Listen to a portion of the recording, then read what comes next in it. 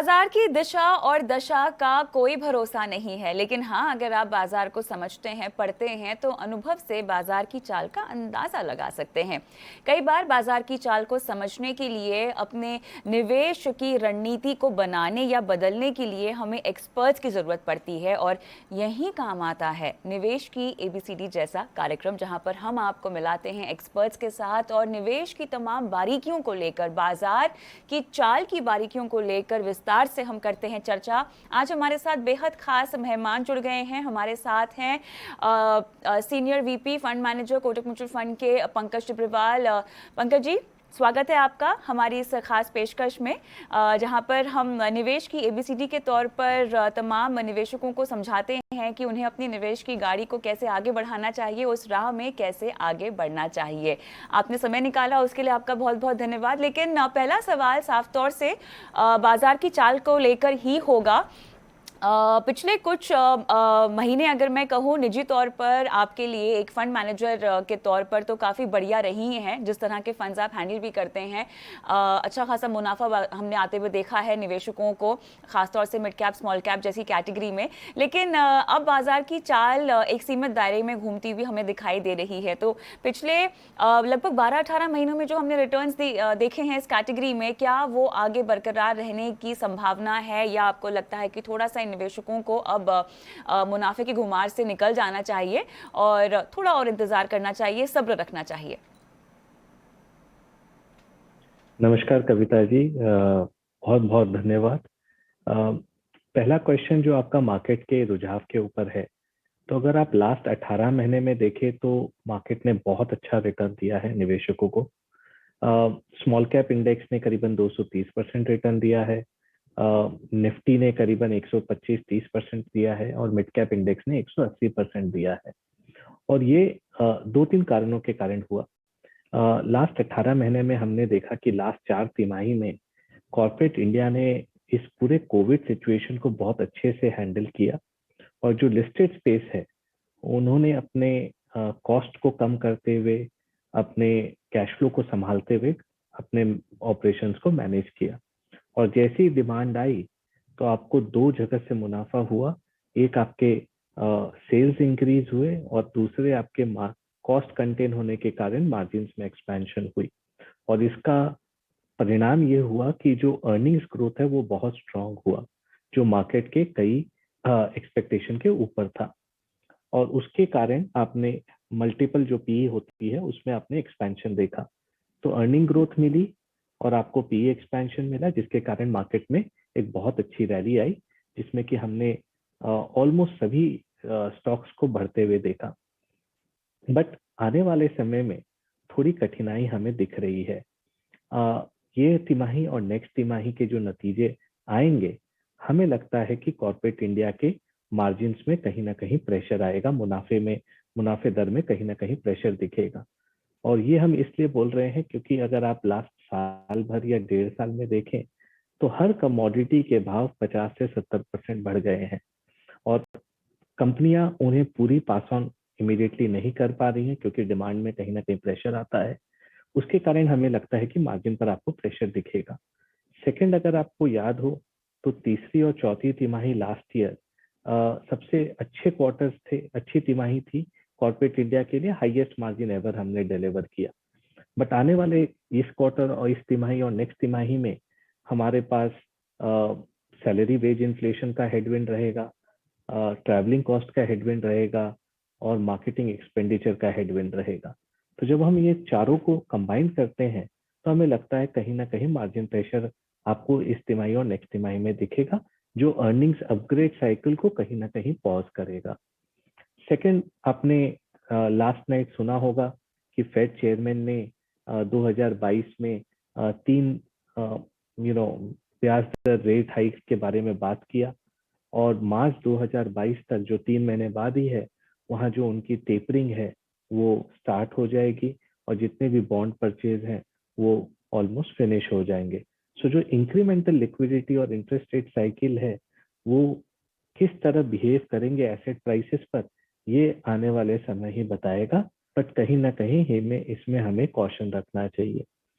इसलिए जब मैं सब कुछ कंबाइन करता हूँ, प्लस बजट है, यूपी इलेक्शन है हमारे सामने, तो हमें लगता है कि नेक्स्ट 12-18 महीने ये एक स्टॉक पिकर्स का मार्केट रहेगा।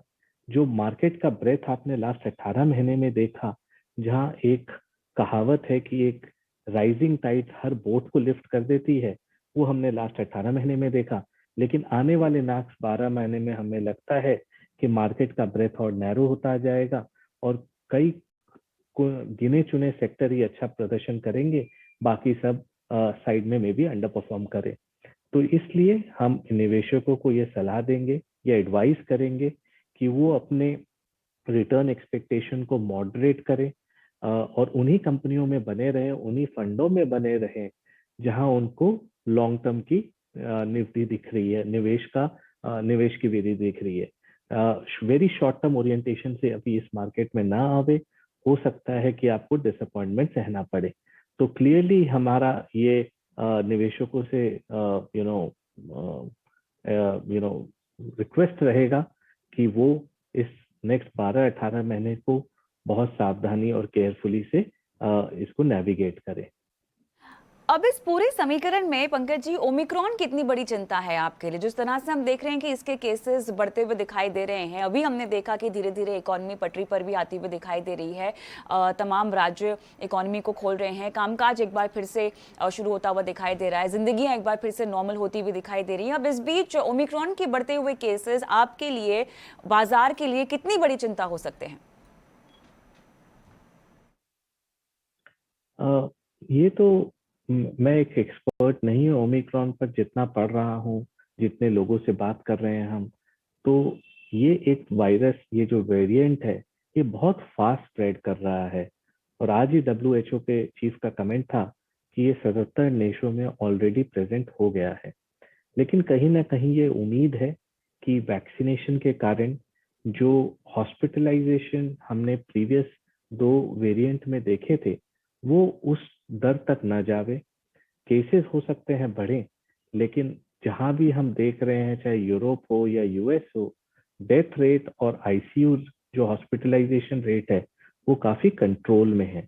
तो ये काफी पॉजिटिव साइन है कि ये वेरिएंट, बिकॉज आपके पास वैक्सीन 2 डोज लगा हुआ है या बूस्टर भी आपने कई जगह विदेशों में ले लिए हैं, उसके कारण हॉस्पिटलाइजेशन और डेथ रेट कम है। आने वाले समय में हमें लगता है कि ये एक किसी तरह के वायरल फीवर की तरह ही ट्रीट किया जाएगा। लोगों को इसको अपने लाइफस्टाइल में एडजस्ट करना होगा, अपने कार्य काम में एडजस्ट करना होगा और उसी हिसाब से प्लानिंग करनी होगी। मुझे नहीं लगता कि पूरा देश वापस एक लॉकडाउन के सिचुएशन में चला जाएगा। कहीं ना कहीं रिस्ट्रिक्शंस रहेंगे और होपफुली कि ये देश में इतना ना फैले, बट अगर ये कंट्रोल में रहा तो मेरे हिसाब से इकोनॉमी में ज्यादा इम्पैक्ट नहीं आना चाहिए। आपने कहा कि आने वाले 12 से 18 महीने थोड़ा सा निवेशकों को सतर्क रहना होगा। छोटी अवधि का नजरिया लेकर तो बाजार में आप लेकर बिल्कुल भी ना आए। जब हम स्टॉक स्पेसिफिक या सेक्टर स्पेसिफिक एक्शन की उम्मीद कर रहे हैं अब अगर बाजार में आपके आकलन के मुताबिक, तो किस तरह के सेक्टर्स पर आपकी नजर है स्पेसिफिकली? तो कविता जी, अगर मैं देखूं तो एक बड़ा थीम जो हमें लग रहा है नेक्स्ट 3-5 साल के हिसाब से, वो है कैपिटल गुड्स और इंडस्ट्रियल इंफ्रास्ट्रक्चर थीम। अगर आप इस सेक्टर को देखिए तो लास्ट 10 साल से ये सेक्टर ने कुछ भी नहीं किया। वेल्थ डिस्ट्रक्शन ही हुआ होगा, यहाँ वेल्थ क्रिएशन नहीं हुआ। लेकिन आने वाले समय में जो हमें एविडेंस दिख रहा है, वो हमें ये कॉन्फिडेंस दे रहा है कि ये सेक्टर के अच्छे दिन आने वाले हैं। क्या है वो एविडेंस? पहला, अगर आप कॉर्पोरेट इंडिया की टॉप 500 कंपनियों की बैलेंस शीट देखें तो लास्ट 20 साल में आज सबसे बेस्ट पोजीशन पर है। उन्होंने लास्ट 5 साल में अपने जितने डेट है उसको कम किया है और आज उनकी कैश फ्लोज काफी स्ट्रांग होने के कारण उनकी बैलेंस शीट पोजीशन काफी अच्छी है। और आज जिस भी हम कंपनी और एंटरप्रेन्योर से बात कर रहे हैं, वो अपने बिजनेस में वापस निवेश करने की सोच रहे हैं। इसका मतलब कैपेसिटी एक्सपेंशन की सोच रहे हैं, चाहे वो स्टील हो, सीमेंट हो, पावर हो या पूरा ऑटो का, इलेक्ट्रिक व्हीकल का इकोसिस्टम हो। सेकंड, अगर हम देखें तो ये कोविड ने एक ब्लेसिंग जो लाई है कि जितनी भी कंपनियां ग्लोबली चाइना के ऊपर डिपेंडेंट थी, अब वो अपने पूरे सोर्सिंग के लिए दूसरे कंट्रीज पर भी ध्यान दे रहे हैं और उनमें इंडिया सबसे ऊपर है। तो क्लियरली ये चाइना प्लस स्ट्रैटेजी और ये जो पीएलआई स्कीम गवर्नमेंट ने लास्ट 18 महीने में विभिन्न क्षेत्रों में इंट्रोड्यूस की है, यह हमें लगता है कि next leg of investment cycle growth देगी। तो इन्वेस्टमेंट साइकिल हमें रिवाइव होता हुआ दिख रहा है और इसके कारण हमें लगता है कि आने वाले समय में कैपिटल गुड्स, इंफ्रास्ट्रक्चर, सीमेंट, ये सेक्टर सारे अच्छे करेंगे। सेकंड जो बड़ी थीम हमें लग रही है वो है revival of residential real estate. आने वाला समय ये क्लियरली दिख रहा है कि रेसिडेंशियल रियल एस्टेट के लिए अच्छा रहने वाला है। ब्याज दर कम है, अफोर्डेबिलिटी ऑफ हाउसिंग आज के दिन 10 सालों में सबसे बेहतर है और लिक्विडिटी बहुत है मार्केट के अंदर। तो जो एक्चुअल यूजर अपने आप को बांधे हुए थे या अपने आप को साइडलाइन में रखे हुए थे, वो फाइनली मार्केट में अपने प्रॉपर्टी को लेने के लिए उतर गए हैं। और हमें लगता है कि ये साइकिल 3-5 साल चलेगी और इसके बेसिक थॉट पर हमें जो होम इम्प्रूवमेंट सेक्टर है, जहां पर टाइल्स हुए, प्लाईवुड हुआ, मैट्रेस हुआ, वायर्स एंड केबल्स हुए, सीमेंट हुआ, कंज्यूमर ड्यूरेबल हुआ, वो पूरा क्षेत्र काफी अच्छा लग रहा है और वहाँ बॉटम अप रिसर्च करके उन कंपनियों में निवेश करने की मतलब निवेश कर दिए या निवेश करने की सोच रहे हैं। तो ये दो बड़ी थीम हमें लगती है कि काफी पावरफुल थीम है। उसके ऊपर डिजिटलाइजेशन है, क्लियरली ये दिख रहा है कि value migration brick and mortar से डिजिटल कंपनियों के ऊपर है और कई सारी नई कंपनियां आ रही हैं आईपीओ के लिए, जो हमें लगता है कि आने वाले समय में बहुत बड़ी हो जाएंगी। तो हमारे वैल्यूएशन अनुसार जो हमारे रिस्क रिवॉर्ड फ्रेमवर्क में फिट हो रहा है, हम उनमें निवेश कर रहे हैं। तो ये 3-4 थीम हमें लगता है कि पोर्टफोलियो को बहुत स्ट्रेंथ देना चाहिए आने वाले 3-4 सालों में। पंकज जी, थोड़ा सा इसको बारीकी से और समझते हैं। नियर टर्म में आपने कहा है कि हमें कॉशियस रहना चाहिए। मिड कैप एक ऐसी कैटेगरी है जो निवेशकों की अमूमन पसंदीदा कैटेगरी मानी जाती है। हाई रिस्क और हाई रिटर्न, कोई भी इस कैटेगरी में तब निवेशित हो जब आपके पास नजरिया 5 साल या उससे ज्यादा का हो। कम से कम 7 से 10 साल का नजर तो आपके पास होना ही चाहिए। अब जो निवेशक इस कैटेगरी में पिछले 18 महीने में बंपर मुनाफा देख चुके हैं, इस मुनाफे को आगे बढ़ाने के लिए स्पेसिफिकली मिड कैप में आप किस तरह की रणनीति अपनाना चाहते हैं या अपनाने की सोच रहे हैं, कंसिडरिंग की अप्रोच कॉशियस होने वाली है, नियर टर्म में बाजार वॉलेटाइल होने वाला है? क्या मिड कैप के वैल्यूएशन इसी के साथ साथ थोड़े से स्ट्रेच्ड भी हैं मौजूदा समय में? सही आपने बताया कि जो आउट परफॉर्मेंस हमने देखा है लास्ट 18 महीने में मिड और small cap versus large cap, वो काफी बड़ा गैप है और अनुमान है कि इकोनॉमी आने वाले समय में अच्छा करेगी। तो मध्यम वर्गीय और छोटे वर्गीय जो कंपनियां हैं वो बेटर और कर सकती हैं, इसीलिए मार्केट में वो ऑप्टिमिज्म है। लेकिन आज कहीं ना कहीं वैल्यूएशन हमें एक्सपेंसिव दिख रहा है कई क्षेत्रों में, जहां वो लार्ज कैप से भी ज्यादा वैल्यूएशन पर ट्रेड कर रहे हैं। और ये क्लियरली हिस्ट्री ने बताया है कि जो मिड और स्मॉल कैप कंपनियां होती है उनमें वॉलेटिलिटी और उनके बिजनेस ऑपरेशन में वॉलेटिलिटी लार्ज कैप से कहीं ज्यादा होती है। तो कहीं ना कहीं ये कॉशन रखना चाहिए कि मैं उन्हीं कंपनियों में निवेश करूं जहां एक बैलेंस शीट बहुत स्ट्रांग हो, सेकंड कैश फ्लोस काफी अच्छे हों, थर्ड प्रमोटर पेडिग्री काफी अच्छी हो, फोर्थ वो ऐसे रिटर्न ऑन कैपिटल जनरेट कर रहे हो कंसिस्टेंटली जो उसकी कॉस्ट ऑफ इक्विटी से ज्यादा हो, पांचवा उनमें कोई डिस्ट्रक्शन रिस्क नहीं हो, बिकॉज कई सारे मिड कैप कंपनी अपने आप को नई टेक्नोलॉजी की तरफ नहीं रुझाव कर पाएंगे तो धीरे धीरे उनके बिजनेस में डाउन टर्न आएगा, जिसे हम बोलते हैं कि टर्मिनल वैल्यू चैलेंज। तो अगर वो नहीं है ये 5-6 चीज और वो अपने क्षेत्र के लीडर हैं, तो आप उनके साथ बने रहिए। आने वाले समय में आपको प्रॉबेबली मुनाफा ही होगा, घाटा नहीं होगा। तो हमारा यही अप्रोच है कि लीडर के साथ आप बने रहे और वही लीडर हर क्षेत्र में बड़े बनेंगे और उनके साथ आप जुड़े रहेंगे तो आपके फंड भी और निवेशक भी खुश रहेंगे। आपके मिड कैप फंड की अगर मैं बात करूं तो यहाँ पर सबसे ज्यादा तवज्जो इंजीनियरिंग केमिकल्स को दिया हुआ है, एलोकेशन इसको सबसे ज्यादा है, जबकि फाइनेंशियल्स हम देख रहे हैं कि तीसरे पायदान पर है। इसके पीछे क्या वजह हो सकती है? क्या आगे चलकर आप इसमें थोड़ा सा और एलोकेशन बढ़ाएंगे? तो अगर आप देखें तो जैसे मैंने बताया कि कैपिटल गुड्स इंजीनियरिंग स्पेस हमें काफी अच्छा लग रहा है और मैंने रीजंस भी बताए क्यों अच्छा लग रहा है, तो वो पोर्टफोलियो में उसका वेटेज क्लियरली आपको दिख रहा है। सेकंड, अगर आप बात करें स्पेशलिटी केमिकल में, हम इस क्षेत्र में बहुत अर्ली थे जब ये कमोडिटी वैल्यूएशन पर ट्रेड कर रही थी 10-12 टाइम पी पर 4 साल से 5 साल पहले। और हमने ये कॉल लिया कि धीरे धीरे जो चाइना मेन हब है केमिकल का, उसका यहाँ पर धीरे धीरे ट्रांसफर होगा उनके सप्लाई का, और वही उसी क्षेत्र में काम हो रहा है जहाँ बड़े बड़े जो फार्मा कंपनी है या एग्रोकेमिकल कंपनी है वो अपने आप को चाइना से डाइवर्सिफाई कर रहे हैं और अपने ऑपरेशंस को इंडियन कंपनीज को दे रहे हैं या इंडियन कंपनीज के साथ अग्रीमेंट कर रहे हैं। और ये हमें एक बहुत लॉन्ग टर्म विजिबिलिटी प्रोवाइड करता है ग्रोथ का, और आने वाले समय में ये क्षेत्र अपने आप में बहुत बड़ा सेक्टर हो सकता है।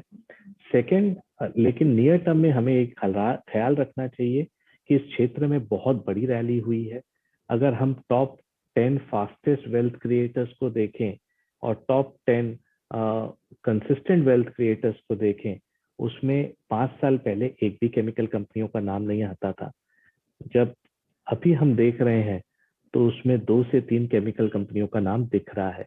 तो क्लियरली ये सेक्टर ने काफी अच्छा प्रदर्शन किया है, और वैल्यूएशंस आज सस्ते नहीं हैं, आज वैल्यूएशन चीप नहीं है, इसलिए हमें वहां पर थोड़ा ध्यान रखना चाहिए।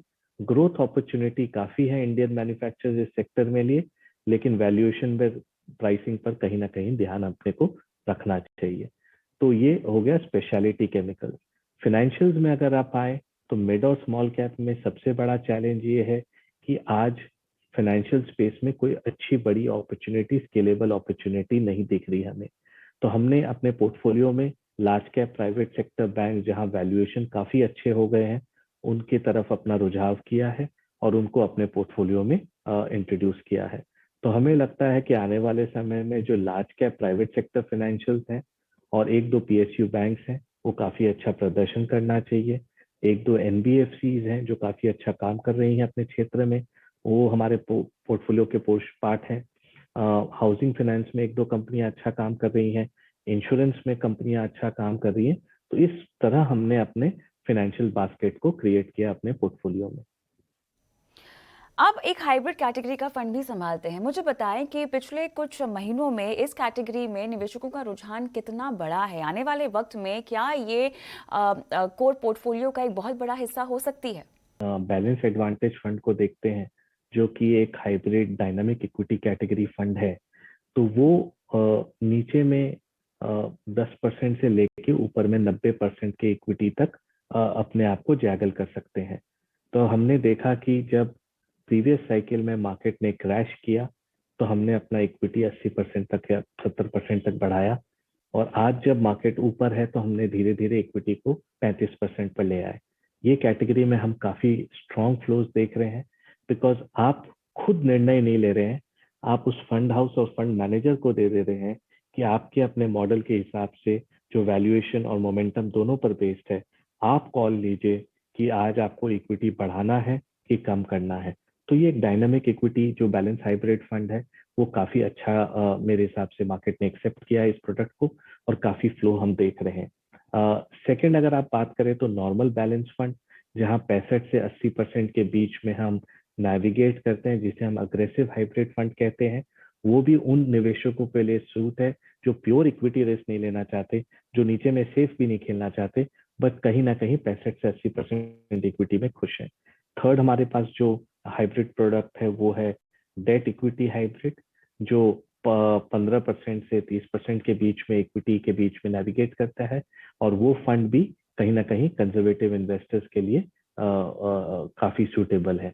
तो ये 3 प्रोडक्ट हैं जिसे जो अपने रिस्क एपेटाइट पर सूट करे वो लेना चाहिए, बट बैलेंस एडवांटेज फंड ने जो करंट माहौल है उसमें काफी अच्छा एक्सेप्टेंस देखा है। पंकज जी, इस शो के द्वारा हम एक्सपर्ट से बारीकियां तो समझते ही हैं, साथ ही उन एक्सपर्ट्स की निवेश जर्नी के बारे में भी जानना चाहते हैं। आपकी इन्वेस्टमेंट की शुरुआत कब से हुई है? आपने निवेश करना कब से शुरू किया? पहला निवेश आपका क्या था? कोई खास लक्ष्य जो आपने अपने निवेश की बदौलत पूरे किए हों?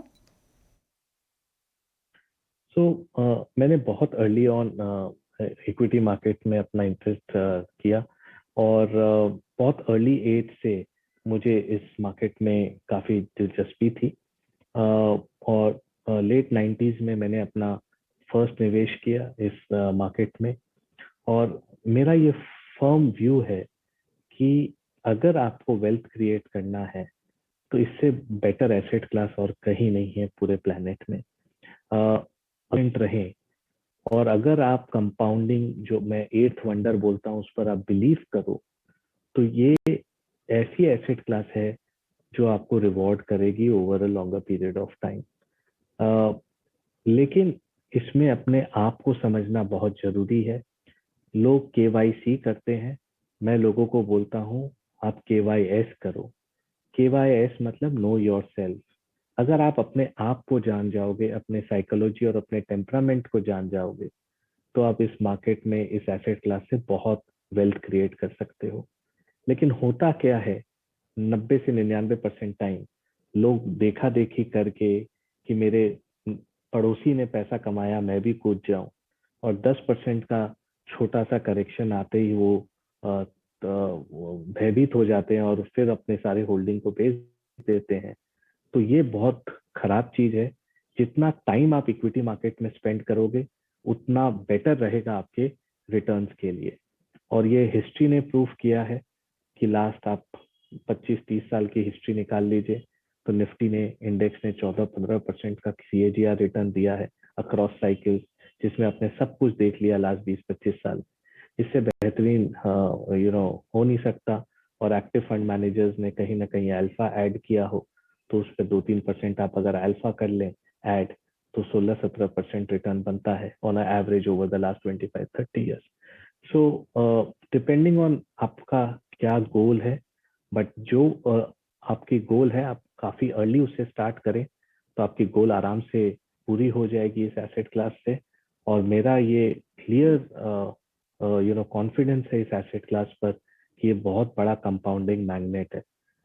आई डोंट नो, आप लोग को ये जान के हैरानियत होगी कि खाली अगर आप 20% कंपाउंडिंग करते हैं 25 साल तक तो आपको 100 बैगर मिलता है, विच इज कॉल्ड 100 बैगर। लेकिन इसमें की ये है टी मतलब 25 साल। कितने लोग आप 25 साल तक बने रहें फंड में या स्टॉक्स, अच्छे स्टॉक्स में, वो एक बहुत इंपॉर्टेंट चीज है। तो मैं लोगों को यही सलाह देता हूँ कि अपने आप को जानो, अपने टेम्परामेंट को जानो, अपने रिस्क एपेटाइट को जानो। जिस दिन आप अपने आप को जान जाओगे 90% बैटल वहीं पर खत्म हो जाएगी और आप धीरे धीरे निवेश करके अपने वेल्थ को बढ़ा सकते हो। क्योंकि हम ऑलमोस्ट इस साल के आखिर में बैठे हुए हैं और वैसे आपको ये सवाल पूछना बनता नहीं है क्योंकि आप फाइनेंशियल सेक्टर से ही जुड़े हुए हैं, बट फिर भी नए साल में हम जा रहे हैं, कोई फाइनेंशियल रेजोल्यूशन जो आप अपने लिए अब तक कायम नहीं कर पाए हो लेकिन अब आप करना चाहते हैं, क्या ऐसा कुछ है? मैं लोगों को डाइवर्सिफिकेशन टीच करता हूँ, लेकिन कहीं ना कहीं मेरा जो इंटायर छोटी सी पूंजी है वो पूरी इक्विटी में ही है। सो कहीं ना कहीं ये फाइनेंशियल रेजोल्यूशन लेना है कि मुझे जो मैं प्रीच कर रहा हूँ मैं भी प्रैक्टिस करूँ इन टर्म्स ऑफ डाइवर्सिफिकेशन। तो वो एक मुझे प्रैक्टिस करनी है। बाकी I think this asset class बहुत बड़ा अजूबा कर सकता है जो इस पर बिलीव करे और जो इसमें पेशेंट रहे। बहुत बहुत अच्छा लगा आपसे बात कर पंकज जी। आपके पास इतना सारा ज्ञान है ना कि हम एक 30 मिनट के शो में इसको समा नहीं पाएंगे, तो मेरे ख्याल से आपसे दोबारा बात होगी बहुत जल्द। लेकिन फिलहाल बहुत बहुत शुक्रिया, समय दिया आपने, और आने वाले नए साल के लिए आपको अभी से ही ढेरों शुभकामनाएं। धन्यवाद। थैंक यू कविता जी, और आपके व्यूज को भी बहुत बहुत हार्दिक शुभकामनाएं 2022 के लिए। धन्यवाद। Thank you. निवेश की एबीसीडी में आज मुझे भी इजाजत दें, लेकिन हाँ, जैसा कि हमारे तमाम जानकार एक्सपर्ट्स जो हमेशा से आपको सलाह देते आए हैं वो यही है कि निवेश की शुरुआत करने का इंतजार ना करें। आपको बस एक छोटा सा कदम रखना है या पहला कदम रखना है, रास्ता अपने आप बन जाता है। कोशिश तो कीजिए, शुरुआत तो कीजिए, उसके बाद रणनीति अपने आप आपके सामने आ जाएगी। फिलहाल इजाजत दें मुझे, नमस्कार।